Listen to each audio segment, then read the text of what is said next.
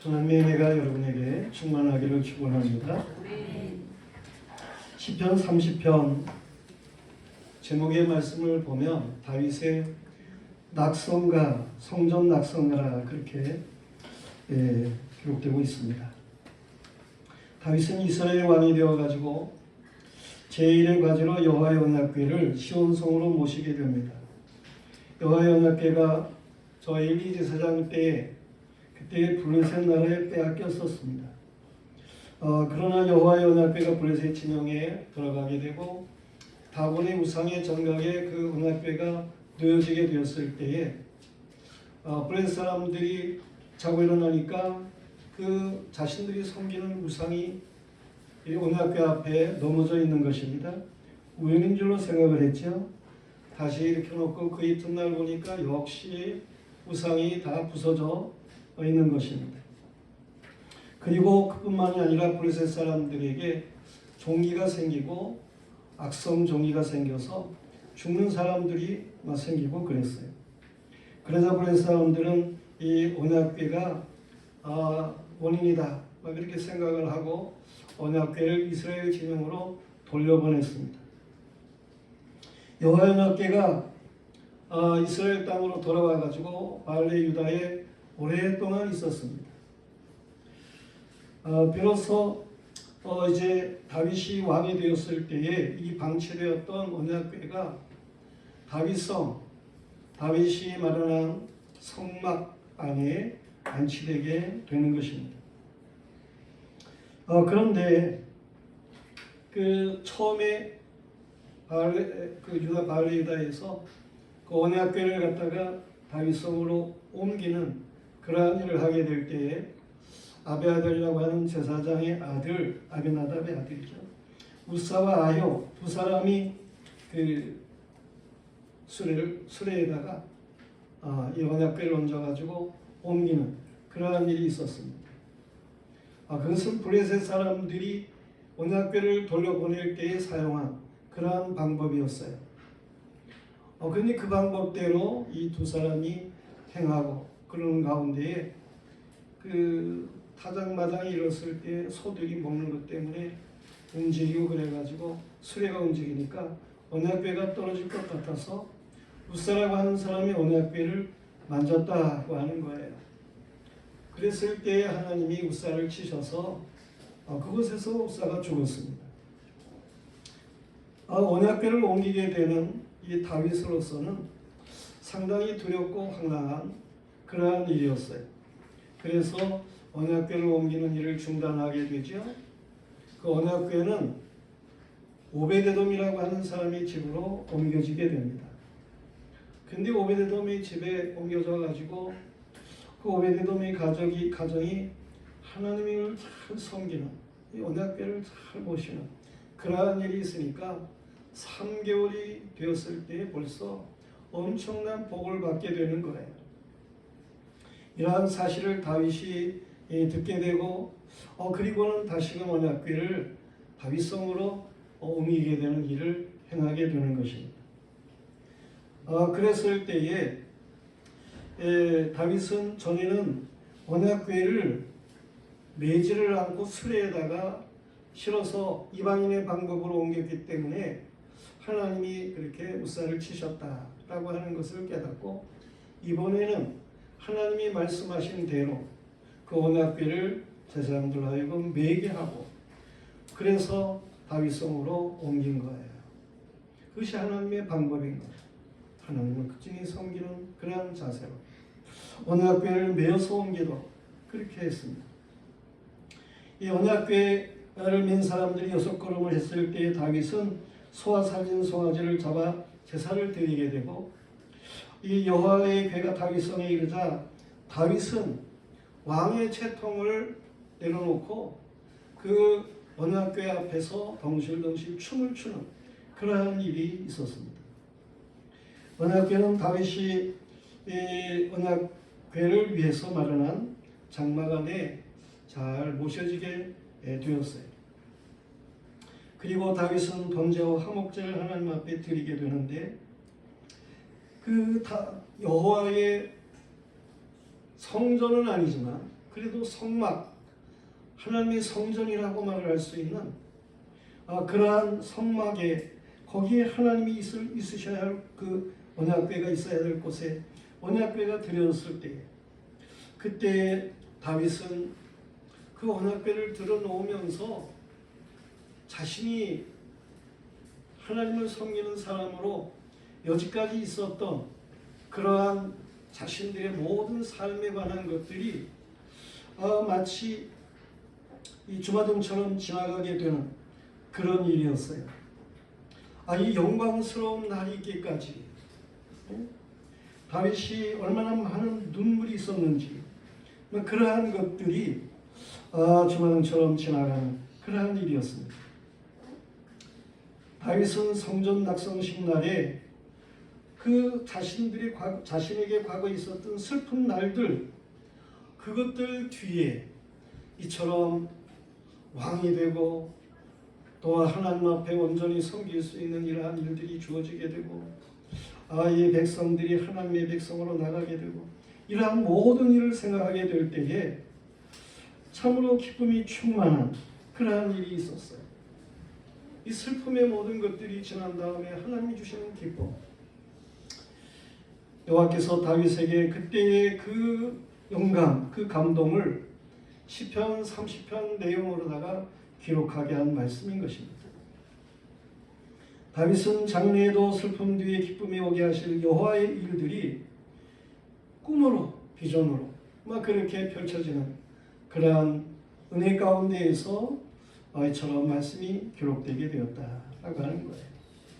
우리는 오늘 말씀을 세 가지로 나누어서 생각을 해볼 수 있는데, 첫째로는 원수로 인해서 부르짖음과 회복, 다윗에게 있었던 이러한 일들을 생각하게 됩니다. 이스라엘 왕 처음의 왕은 사울이었어요. 그 사울은 다윗이 백성에게 인기가 올라가게 되고 그러자 이 다윗을 시기하게 됩니다. 그래서 다윗을 죽이려고 3,000명의 군사를 이끌고 다윗을 추격을 하게 되는 거예요. 그때의 충성스러운 다윗은 얼마나 억울하고 괴로웠는지, 사울이 다윗의 턱 밑에 다다랐을 때에 다윗은 사울을 죽일 수는 없고 얼마나 간절하게 여호와께 부르짖었겠습니까? 사울은 다윗의 장인도 돼요. 그리고 다윗에게 있어 당시에는 왕이기도 하고, 이 믿음이 좋은 다윗은 기름 부음을 받은 사울을 해할 수가 없으며 그를 대하는 그런 모든 일에 있어서 피하는 그러한 모습으로만 행했습니다. 이렇게 다윗이 행해서 결국은 이제 사울이 다윗을 쫓는 일을 포기하게 되는 일들도 생기게 되는데, 그런데 다윗에게 결정적으로 정말 울 기력이 없도록 울은 적이 있었습니다. 이 다윗이 사울 왕으로 인해 가지고 피신을 하다가 안 되겠다 생각되어서 블레셋이라고 하는 나라에 가가지고 잠깐 동안 망명 생활을 하게 됩니다. 그런데 당시에 블레셋하고 이스라엘, 사울이 다스리는 이스라엘하고 전쟁을 하게 되는 거예요. 이때 블레셋 왕이 다윗에게 너 우리 땅에 와서 사니까 너도 저 이스라엘을 대적하기 위해서 싸우러 가야 된다는 거예요. 다윗이 600명의 자신을 따르는 사람들과 함께 시글락이라고 하는 곳에 살고 있었는데, 이 블레셋 왕의 말을 거절할 수가 없어서 이제 같이 전쟁에 나가게 됩니다. 300명, 600명의 사람들과 함께 다윗이 싸우러 나가게 되는데 3일 길을 갔어요. 그랬을 때 블레셋 장수들이 이 다윗은 그래도 이스라엘 사람인데 이 전쟁이 막상 벌어지고 그러면 사울 편을 들지도 모르는데 이 다윗을 데려가면 됩니까? 그러면서 블레셋 장수들이 블레셋 왕에게 건의를 하게 되는 것이고, 블레셋 왕도 저들의 말을 거절할 수가 없어서 다윗을 돌려보냅니다. 3일길을 갔던 다윗이 다시금 시글락으로 돌아가게 되는 거예요. 그런데 그동안에 벌써 저 아말렉이라고 하는 아주 형편없는 그런 사람들인데 그들이 이 다윗이 살고 있던 시글락 지역을 공격을 해가지고 거기에 있던 이 다윗에게 속한 다윗의 부하들에게 속한 그러한 모든 사람들을 그리고 저들이 가지고 있던 재물들 이걸 모두 다 뺏어가지고 가버린 거예요. 그리고 있던 근거지를 다 불태우고 그랬어요. 그랬을 때에 다윗과 함께 전쟁에 나갔던 600명의 사람들 이 다윗과 함께 저들은 다 잃어버린 거죠.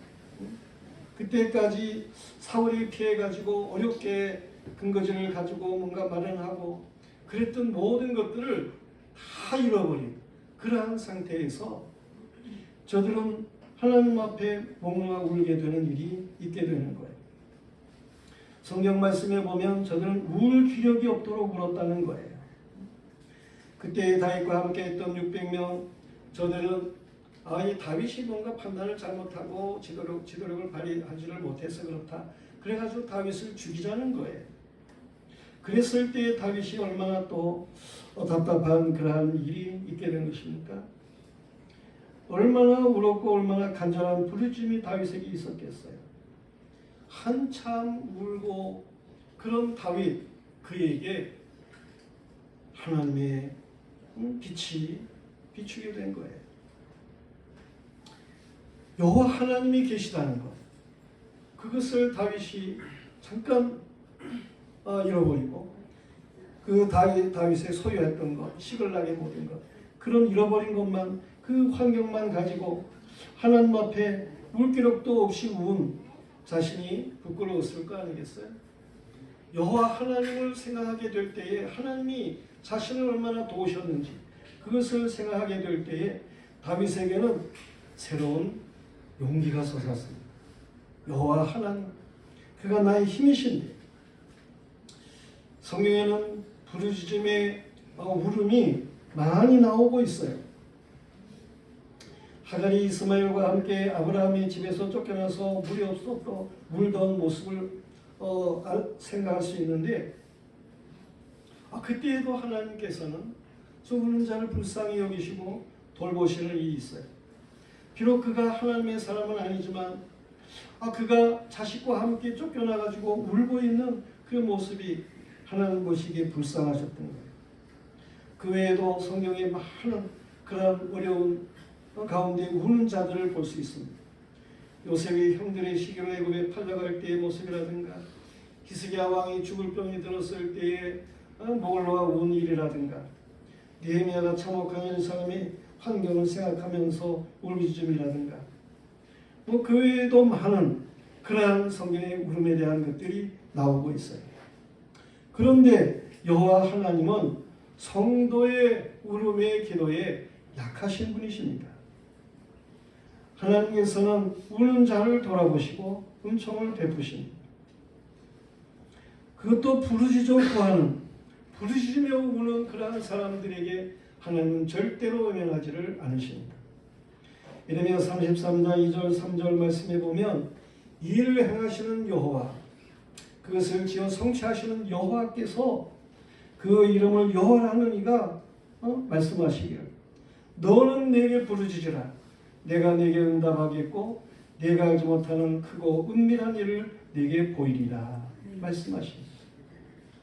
다윗이 울부짖어 구함에 여호와께서 다윗에게 힘을 주셨고 그리고 그가 일어나 아말렉을 추격하도록 그리고 이 아말렉을 결국엔 습격을 해서 다윗은 잃어버렸던 모든 것을 되찾아 오게 되는 것입니다. 잃어버렸던 것만 되찾아오는 게 아니에요. 아말렉 사람들이 다른 지역도 이렇게 습격을 해서 그래가지고 도둑대같이 말해요. 다 많은 것들을 뺏어가지고 어마어마한 것들이 저들에게 있었어요. 그러한 모든 것까지도 다윗이 다 가지고 오게 되는 그러한 일이 있었습니다.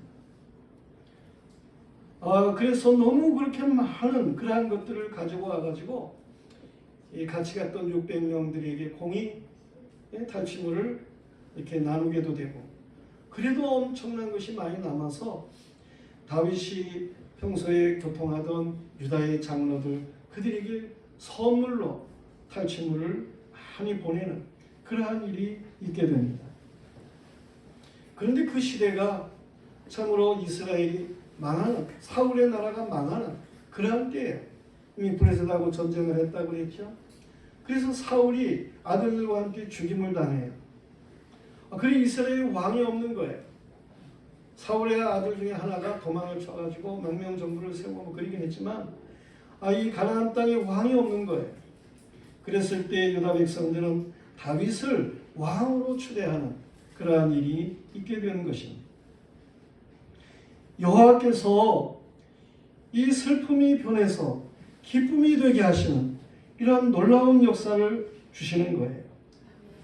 사무엘하 5장 22절 이하에 보면 다윗이 온 이스라엘이 왕이 되자 블레셋이 침략을 해왔습니다. 1차적으로 블레셋 사람들을 물리쳤는데 블레셋 사람들이 다시 전열을 갖추고 이 다윗의 나라를 침략해 왔습니다. 르바임 골짜기에 블레셋 사람들이 가득했습니다. 다윗이 여호와께 그때 여쭈었어요. 그랬더니 여호와께서 다윗에게 말씀을 하십니다.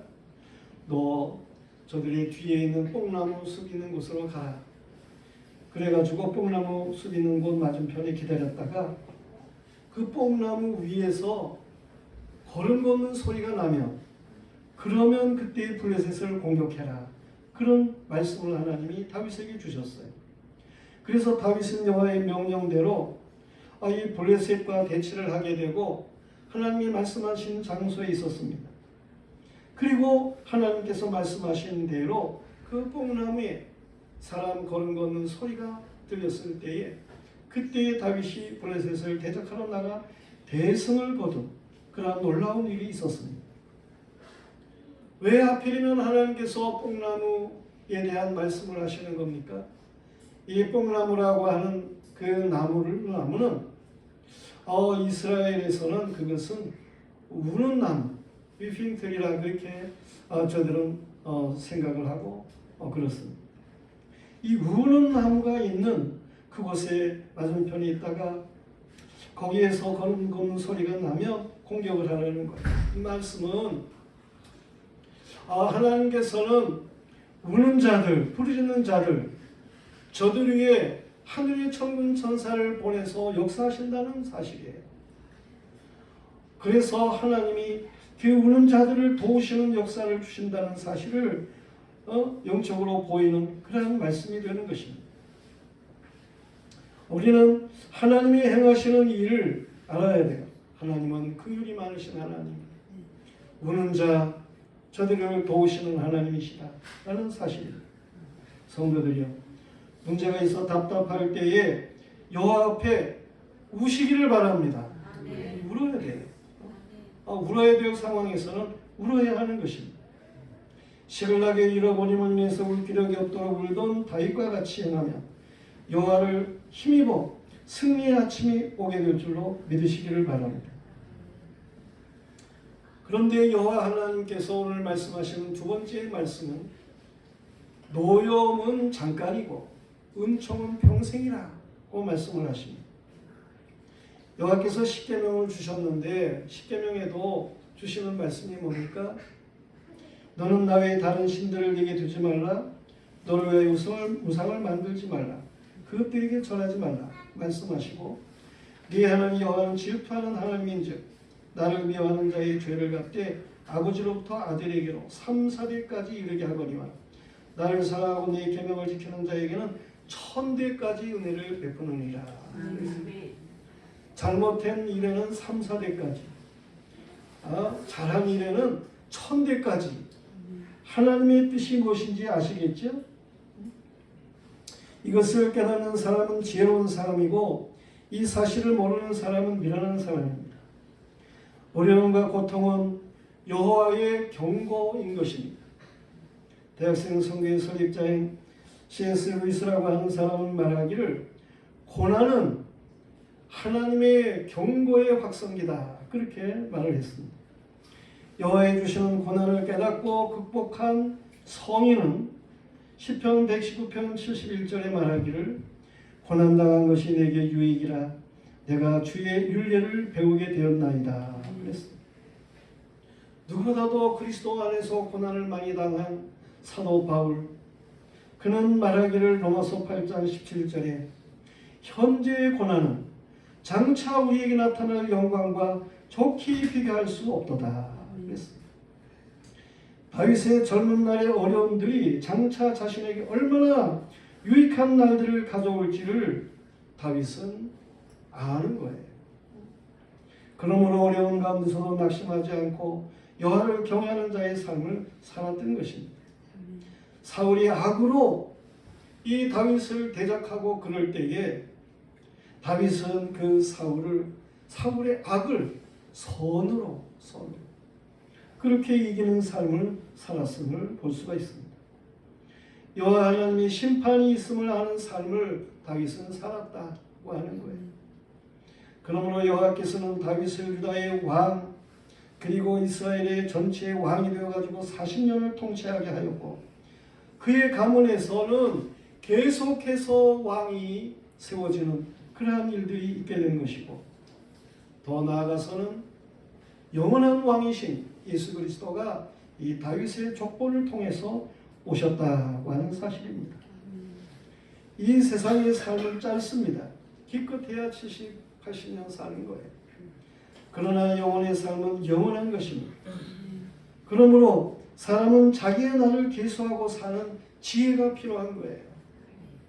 짧은 날을 향락하며 살고 영원을 형벌의 날로 살려는 사람은 이 얼마나 마귀적인 유혹에 빠진 어리석은 사람입니까? 이 세상의 삶은 어려워도 영생의 영광스러운 삶을 위해서 우리는 살아야 하는 것입니다. 질병의 재앙에 여러 가지 많은 것들이 있습니다. 이 시대는 하나님을 두려워하며 회개해야 하는 것입니다. 중요한 것은 노염은 잠깐이다고 하는 거예요. 그러나 그 은총은 평생이라고 하는 것입니다. 성도들이여, 엄청난 시련을 극복하고 잘 살게 되는 일로 놀라게 되는 때가 있습니다. 내가 잘해서 그럴까요? 우연히 잘 풀리고 뭐 그러는 것일까요? 거기에는 보이지 않는 여호와의 손길이 있음을 기억해야 하는 것입니다. 오늘 말씀에서도 6절에 내가 형통할 때에 말하기를 영원히 흔들리지 아니하리라 뭐 그렇게 장담했지만 그러나 7절에 여호와께서 얼굴을 가리우심에 내가 근심하였나이다 그랬어요. 우리가 잘 되는 것 같을 때 교만해서는 안 됩니다. 그 모든 것들이 다 하나님의 손길 안에 되어지는 일들이라고 하는 사실이에요. 시편 40편 5절에서는 여호와 나의 하나님이여 주께서 행하신 기적이 많고 우리를 향하신 주의 생각도 많아 누구도 주와 견줄 수 없나이다. 내가 널리 알려 말하고자 하나 너무 많아 그 수를 셀 수가 없나이다. 로마서 11장 33절 말씀에는 깊도다 하나님의 지혜와 지식에 부여하며 청량할 수가 없다는 거예요. 하나님은 우리의 생각보다 얼마나 높으신지, 하나님의 행하시는 일이 얼마나 오묘하고 놀라운 일인지 우리는 하나님의 뜻을 생각할 수 있어야 돼요. 하나님 앞에서의 삶을 바르게 감당할 수 있어야 되는 것입니다. 잘못된 일들로 하나님의 노염을 삼으리라면 우리는 하나님 앞에 복 있는 자로서 하나님의 뜻을 세우며 살아 평생의 은총을 누릴 수 있는 믿음의 사람들이 되어야 하는 것입니다. 오늘 말씀의 세 번째로 주는 것은 슬픔이 변하여 춤이 되게 하시는 하나님이십니다. 다윗이 여호와의 언약궤를 바알의 유다에서 옮기고자 할 때에 우사가 죽었다고 그랬죠. 그래서 다윗성으로 옮기는 일이 주춤했지만 다시금 다윗은 그 언약궤를 다윗성으로 옮기고 여호와를 섬기는 일에 있어 참으로 신실하게 그렇게 행한 일이었어요. 그가 좀 첫 번째 옮길 때와 같이 그 아비아달의 가정의 우사가 행하는 것과 같이 그저 이방인의 방법으로 그냥 쉽게 대충 형식적으로 그렇게 언약궤를 옮긴 게 아니에요. 하나님의 말씀을 따라서 언약궤를 메고 그리고 그 앞에 제사를 드리며 하나님의 영광을 높이며 다윗은 철저하게 여호와의 법도를 따라서 행한 일이었습니다. 그러므로 하나님께서 이 다윗에게 놀라운 은총을 주시는 거예요. 이 다윗은 언약궤를 옮기면서 주께서 나의 슬픔을 변하여 내게 춤이 되게 하셨다라고 하는 사실을 분명하게 했습니다. 그래서 그 앞에서 덩실덩실 춤을 춘 거예요. 잠시 동안 슬픔이 약이 되게 하시는 하나님이십니다. 다윗 왕은 언약궤를 옮기는 날에 언약궤 앞에서 어린아이같이 기쁨으로 춤을 추었어요. 먼저 실패한 그러한 일들이 다윗에게 얼마나 약이 되었는지, 하나님의 뜻을 행할 때에 하나님이 어떻게 역사하시는지 이러한 모든 것들을 다윗은 더 잘 깨닫게 되느리라, 그런 얘기입니다. 그런데 다윗이 그렇게 언약궤를 다윗 성으로 옮길 때 춤을 추고 그러는 일들을 다윗의 아내, 그것은 사울의 딸이었는데 그 미갈이 창으로 내다보다가 이 다윗 왕이 여호와 앞에서 뛰놀며 춤추는 것을 보고 심중에 마음에 그 다윗을 업신여겼어요. 다윗은 언약궤를 성막 안에 들어놓고 백성에게 선물을 주고 기쁨이 충만해서 오늘 시 30편 말씀과 같은 이러한 영감이 충만해가지고 말이에요. 그래가지고 집으로 돌아오게 된 거예요. 그랬을 때에 그 다윗을 맞이하는 미갈이 다윗에게 뭐라고 얘기를 합니까? 이스라엘 왕이 오늘 어떻게 영화로우신지, 방탕한 자가 염치 없이 자기 몸을 드러내는 것처럼 오늘 신복의 계집종의 눈앞에서 몸을 드러내셨나이다 그랬어요. 다윗이 춤을 추는데 속살이 다 보였다, 그런 얘기죠. 그러면서 다윗을 아주 책망하듯이 우습게 보듯이 그렇게 말을 하는 그런 일이었어요. 미갈의 말을 들은 다윗이 얼마나 언짢았겠습니까?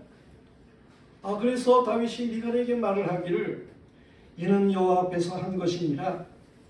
그가 네 아버지와 그 온 집을 버리시고 나를 택하사 나를 여호와의 백성 이스라엘의 주권자로 삼으셨으니 내가 여호와 앞에서 뛰놀리라. 내가 이보다 더 낮아져서 스스로 천하게 보일지라도 네가 말한 바 계집종에게는 내가 높임을 받으리라 그랬습니다. 중요한 것은 다윗이 여호와 앞에서 춤을 추며 기뻐한 것을 염치 없는 자로 취급한 미갈, 그는 죽날까지 다윗에게 아들을 낳지를 못했습니다. 성도들이여, 여호와는 다윗의 슬픔이 변하여 기쁨이 되게 하셨습니다. 저와 여러분은 다윗의 그 기쁨에 동참할 줄 아는 믿음의 사람들이어야 하는 것입니다. 여호와 하나님은 혼돈하고 공허한 가운데 빛이 있게 하시며 보기에 좋게 하셨습니다.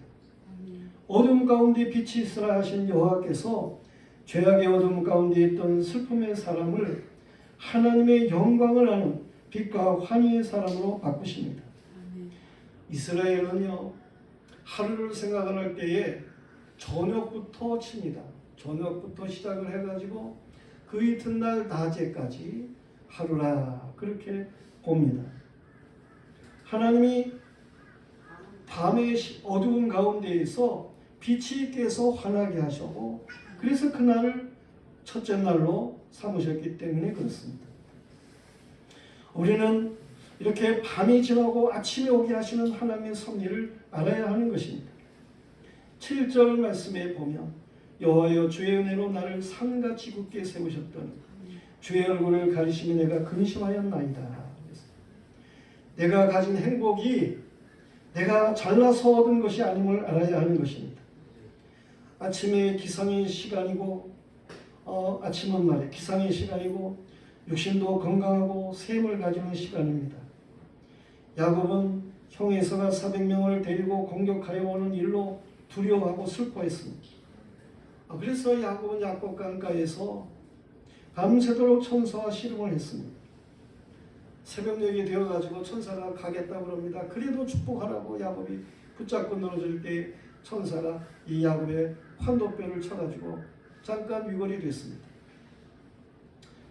그러나 그래서 천사가 그때 이 붙잡고 늘어지는 야곱을 너에게 축복하는데 네 이름을 야곱이라고 하지 말고 이제 이스라엘이라고 해라.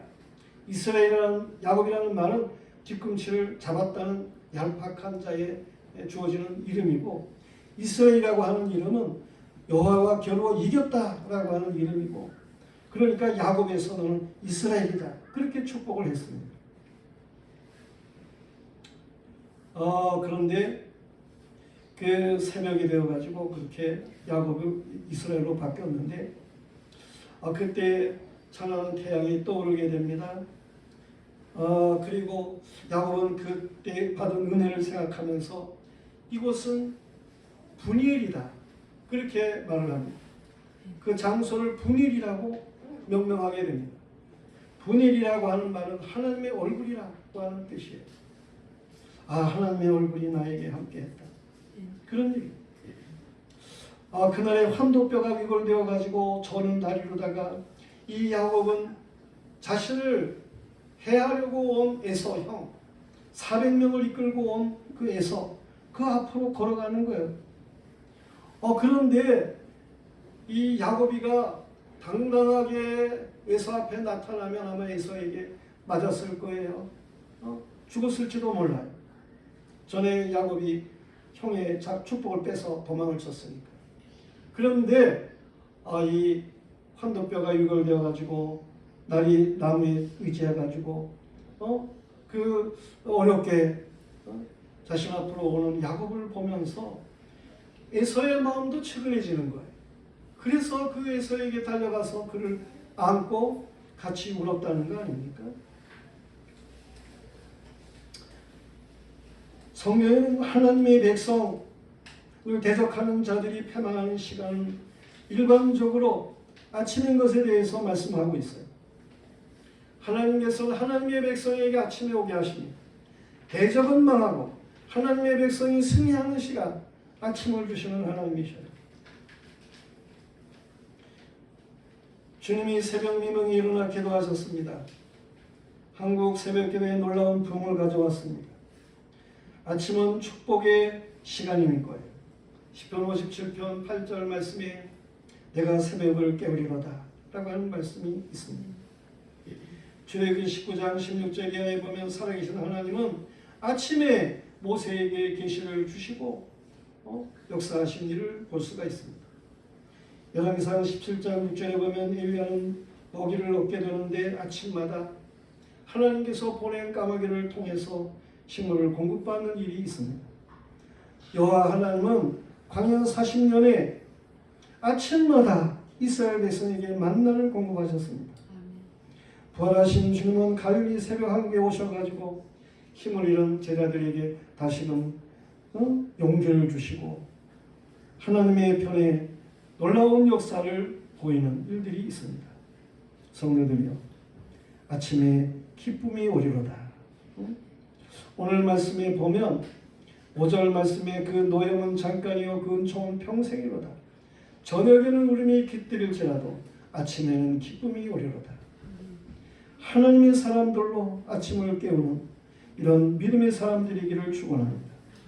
시편 130편 6절에 파수꾼이 아침을 기다린 같이 우리도 아침을 기다리는 이러한 사람들이어야 되겠습니다. 슬픔이 변하여 춤이 되게 하는 아침을 오게 하시기를 바랍니다. 노임은 잠깐이고 은총은 평생인 아침이 오게 하시기를 바랍니다. 저녁에는 울음이 깃들일지라도 아침에는 기쁨이 오게 하는 이러한 역사를 얻어 살아가기를 주님의 이름으로 축원합니다. 다 같이 일어나셔서 주님의 찬송을 드리겠습니다.